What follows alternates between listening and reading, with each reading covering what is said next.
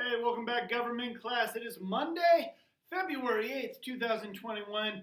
How about that Super Bowl Sunday, huh? What a game. Hope you got to watch it. If you don't care or didn't watch it, you know what? Maybe you didn't miss that much. But either way, I hope you guys had a great weekend. We have a 3-day week here as far as A-days go. We got this class 3 times this week, Monday, Wednesday, Friday. That means you got a weekly review quiz on Friday. We got a few things going on, too, in the future. Soon, very soon, you guys are going to have a test. It's looking like next Tuesday, not next Tuesday, next Wednesday you'll have a test because we're just finishing this unit up. It went by really quick. There you go. Also, next Monday, there's no school. We got that Valentine's Day, February 14th on Sunday, and then no school on Monday the 15th. So don't show up. We won't be here, all right? You'll be the only one here. Now, for government class today, we kind of had a little bit of a longer class last class, but it's pretty easy. So I tried to skim this one, make it a little bit shorter. We got 3 things today, all right?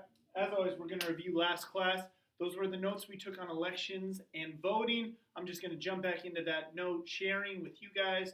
We'll review what we did and then finish those notes up for part 2 of our agenda. After that, I'll give you an attendance assignment, an attendance question and assignment. There it is. I can't speak today on this Monday. I don't know. It's a Monday. It's a Monday. Case of the Mondays. I'll give you an assignment and your attendance question, and we'll be done for the day and moving on till Wednesday's class. So let's go ahead and start our review by looking at our notes from last class and then continuing on and finishing this day up. All right, so quick 5-minute review time from last class. We started talking about voter participation in the United States, and we said that since 1960, it has decreased. People have stopped going to the polls to vote. Their top reasons why? They're too busy, or the lines are too long, and they don't have hours and hours to wait. They think their vote won't count. They say, hey, I'm just one person, my vote won't count. But if we recall, if everybody who said that voted, they would change the election however they wanted. Voter apathy. Apathy, of course, meaning they don't care. So they're like, I don't care about who's president. I don't want to vote. I don't want to get up to vote. I don't care about government. I just hate it. I don't even hate it. I just don't care. I don't care at all. That's voter apathy. And then D, they don't like either of the candidates. So they're going to say, hey, I'm not going to vote. Now, I want to touch on a few things here when we're talking about voter participation because I did some research after last class and I wanted to make sure I had some correct information from you guys. When we're talking about voting in the United States, there's some different age groups and different characteristics of people as far as education or even sex, male or female, who votes more, who votes less. And I wanted to touch on that just a little bit. So on this left-hand side, right underneath voter participation, let's go ahead and add a few things. The age group with the best voter turnout, the people who vote the most, people who are 60 plus years old, meaning they are older than 60 years old. If they're over 60, they are voting hardcore. These people vote a lot. So let's put the most. People who vote the least. Any idea who votes the least? Well, it's going to be some of you guys. 18 to 29-year-olds. Yep, they vote the least amount. They can't be bothered. They don't care about government. It doesn't affect them, so they think. So they don't vote. But they probably have more, the government has more of an effect on them than anybody else. All these people making laws for these young people, and they're not voting. Now, when we talk about education level, the people who vote the most based on education level, what would you think? Would you think it'd be people who had no college experience, some college experience, or multiple degrees? I would think it'd be multiple degrees, but really it's some college experience. Those people with some college experience, with a little bit higher education than just high school, they vote the most.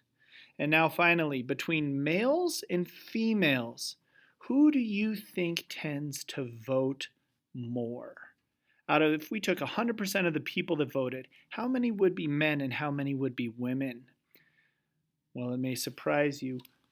Women with 53%. 53% of the people who voted in the past elections were women. That means way more women are voting than men in this country. So men, boys, fellas, we got to step up and do our part. The women are doing their part and they're voting and they're taking over. That's all good that they're taking over, but we need to support them. We need to vote as well. So all my 18-year-old dudes out there, or dudes who are about to turn 18, once you hit 18, let's go vote, huh? Make your voices heard. All right, now moving on. We talked about how the states are in charge of elections due to the 10th Amendment.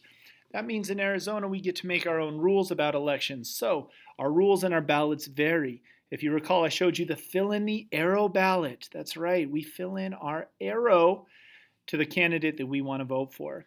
And unfortunately, we do not have a holiday for Election Day.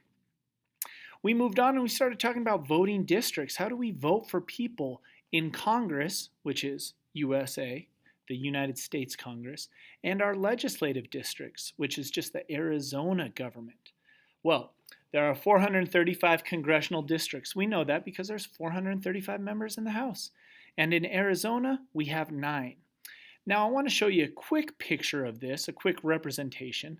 We'll go ahead and finish this up. There are about 500,000 people in each district. And in each district, we elect one person, and that person works in the House of Representatives. Now, let's take a look at it. We'll zoom this in right here. This is the state of Arizona, and these are our 9 legislative districts. Here's 1, 2, 3, 4, 5, 6, 7, 8, and 9 is this little pink guy right here. Now, which district do you think has more people in it? 1 or 9, this little guy? Well, if you've been paying attention, you would kind of guess, hopefully, that they're about the same. However, the size of them, as far as the area goes, is much different. Why is that? Why is 1 so much bigger than 9? Why did they design them like that? Well, probably, you're getting to it before I can even explain it. There's a lot more people that live in this little area than in this whole area as far as population density goes. As many people that live in this entire area probably same amount live in this area. And this is just a city, Looks like we have Tempe, we have Mesa in there, a little bit of Phoenix. Not a whole lot of cities in this area, so there's probably a lot of just barren land, mountains, desert. Not a lot of people living in all these spots. Same thing with 4 and 3 and 2. These are bigger districts, but not as many people, it's not very highly populated. It's the same as these little guys right in the middle. Now, if we go back, reapportionment occurs every 10 years based after the census. So we talked about the census being a population count. If more people move to warmer states, like they did recently, they moved to Sunbelt states, then you have to change these districts, because instead of having 9, we might have 10 if more people moved. That means every one of these districts has to be changed because we have to add an entirely new district, and we want to keep it kind of even with the same amount of people in every district. Now, that is called reapportionment, and that only happens every 10 years on the year. So right now it was just 2020, so we just had the census in 2020, and now we're going to be reapportioning all these districts. So that's something to take a look forward to. Now, legislative districts, not in the United States, but in the state of Arizona. We have 30 legislative districts in Arizona, and we get to vote for 2 state representatives and 1 state senator. So that means since there's 30 districts, if we vote for 2 state representatives, we'll have 60 representatives. 2 times 30 is 60. And 1 senator from each district. That means we'll have 30 state senators. And here's a quick look at our legislative districts. So this is all the districts for the people who make laws for Arizona. So this color right here, there's 1 person, 1 senator that represents this district, and 2 representatives in the Arizona House of Representatives, and they represent all the people here. Same thing for this green one and this pink one. These are the 30 different districts, and we can zoom in here if I'm not making you dizzy yet. And as you can see, the same thing, the bigger ones where there's not a lot of people doesn't mean there's more people there or that they're more important. It's just trying to get as many people as possible. So you got 30 different districts here. And these are your legislative districts in Arizona. They make the rules for Arizona. Now, that leads us back to where we left off, which is gerrymandering. Gerrymandering is very crazy. It's like cheating. It's absolutely cheating, and it all has to do with drawing those district lines. Gerrymandering is not changing the district lines, not making them, but changing the district lines or the district boundaries to the advantage of one political party or one group for political reasons. And it's completely legal. Both parties do it, but the party who's in charge at the end of the census gets to do it for each state. And what we're going to do real quick is watch a short video that explains it in depth. So, you want to know what gerrymandering is? First, let's start with Government 101. In the United States, each state elects a certain number of representatives based on the state's population. The larger your population, the more representatives you have. Each representative represents a district, or a geographical area including its voters. Ideally, we want to have a range of representatives who reflect the political views of the population across the state. But how do we decide who gets to vote for each representative? Let's look at an example. Suppose we have a very tiny state of 50 people. 30 of them belong to the blue party, and 20 belong to the red party. And just our luck, they all live in a nice even grid, with blues on one side of the state and reds on the other. Now, let's say we need to divide the state into 5 districts. Each district will send one representative to the House to represent the people. Fortunately, because our citizens live in a neatly ordered grid, it's easy to draw 5 lengthy districts, 2 for the reds and 3 for the blues. Voila! Perfectly proportional representation, just as the founders intended. Now, let's say instead that the blue party controls the state government, and they get to decide how the lines are drawn. Rather than draw districts horizontally, they draw them vertically, so that in each district there are 6 blues and 4 reds. With a comfortable blue majority in the state, each district elects a blue candidate to the House. The blues win 5 seats, and the reds don't get a single one. Well, finally, what if the red party controls the state government? The reds know they're at a numerical disadvantage, but with some creative boundary drawing, they can slice the blue population up such that they only get a majority in 2 districts. So despite making up 40% of the population, the reds win 60% of the seats. Not bad. This process of redrawing district lines to give an advantage to one party over another is called gerrymandering, and it's nothing new. The term gerrymander is named after early 19th century Massachusetts Governor Elbridge Gerry, who redrew the map of the Senate's districts in 1810 in order to weaken the opposing Federalist Party. Our example is, of course, a huge simplification. In the real world, people don't live in neatly ordered grids sorted by political party. But for politicians looking to give themselves an advantage at redistricting time, the process is exactly the same, and the consequences are very real. Gerrymandering is at least partly to blame for lopsided representation in the House seen in recent elections. And, it's been argued by the president, for political polarization, since representatives don't have to compromise hardline views in order to win seats.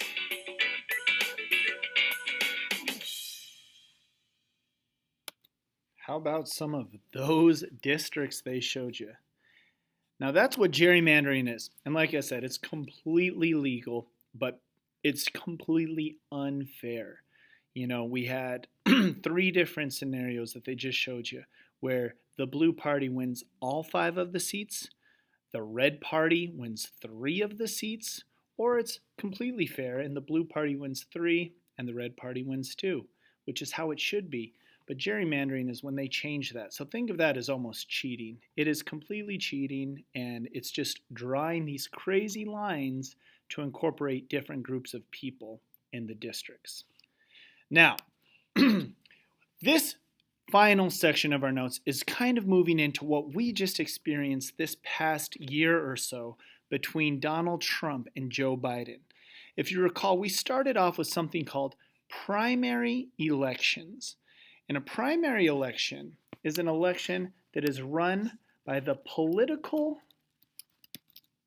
party or the political parties, and we'll free up a little spot, meaning the Democrats and the Republicans run their own primary elections and are in charge of them by themselves. And the purpose of these primary elections is to narrow down the number of candidates running for any office, from however many they have, whether it's 2, 3, 4, 10, to simply 1. Now, if you recall, there were a bunch of people who ran for president against President Trump. There was Bernie Sanders. There was Joe Biden. There was Kamala Harris.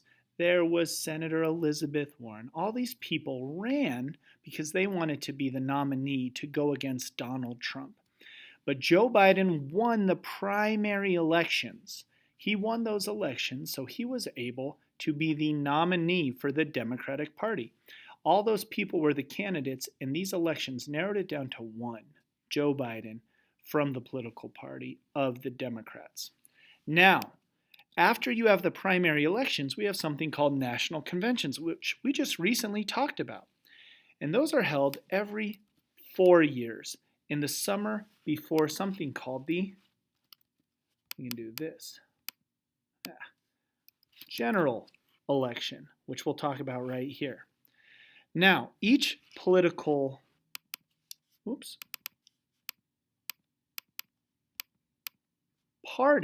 each political party has its own convention, in the same way they have their own elections. Once they have their primary elections, they have a national convention, and they only do it in presidential election years. Now, they get together and they have them in these huge arenas, these basketball stadiums and football stadiums, not usually football stadiums because that's usually outdoors, but these giant arenas where they have everybody come together that's part of that political party. People fly in from every different state, and they have certain things that they do.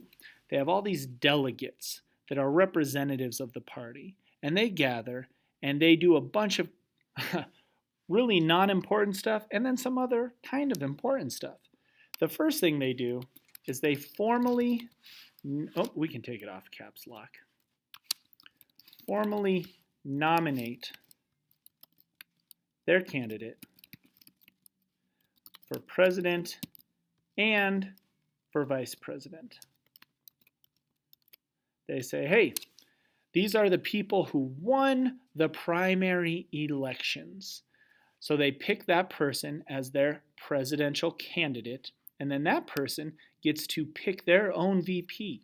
Now, it can be somebody from back here in these primaries, but most of the time, it's somebody that will help them balance the ticket. And what that means is, hey, if they're old, maybe they want to get a VP who's young. If they're from the East Coast, maybe they want to get a vice president from the West Coast. If they're a male, maybe they want to get a vice president that's a female. So they balance their ticket out, and that means maybe they'll get more votes. Another thing they do is they meet with a group of people called lobbyists. And lobbyists really just care, well, you have to spell it right, about basically giving money to the party and getting specific causes done. So they meet with lobbyists to get their support, because a lobbyist will help them fight for specific issues. And we'll talk about lobbyists later on in this unit, probably a little bit later this week. And then finally, I know there's not a C on your paper, but we're going to put one right here. Where did we go? Let's go boop, boop, boop, boop, boop. Get a C there. One other thing they do, and this is where we started talking about national conventions, I believe just last week, they create their party platforms.